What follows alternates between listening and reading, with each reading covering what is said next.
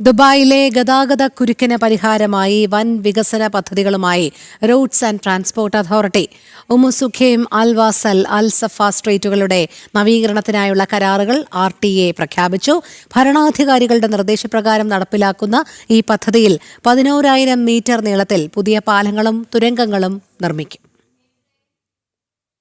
ദുബായിലെ ഗതാഗത സൗകര്യം മെച്ചപ്പെടുത്തുന്നതിനൊപ്പം നഗരസൗന്ദര്യം വർദ്ധിപ്പിക്കുന്ന രീതിയിലാണ് നവീകരണ പദ്ധതി വിഭാവനം ചെയ്തിരിക്കുന്നത്.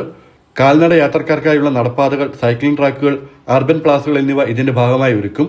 പദ്ധതി പൂർത്തിയാകുന്നതോടെ ഉമ്മുസുഖൈം സ്ട്രീറ്റിലൂടെ മണിക്കൂറിൽ 16,000 വാഹനങ്ങൾക്കും അൽവാസൽ, അൽസഫ സ്ട്രീറ്റുകളിലൂടെ 12,000 വാഹനങ്ങൾക്കും സുഗമമായി യാത്ര ചെയ്യാൻ സാധിക്കുമെന്ന് RTA ഡയറക്ടർ ജനറൽ മാത്തർ അൽ തായർ അറിയിച്ചു.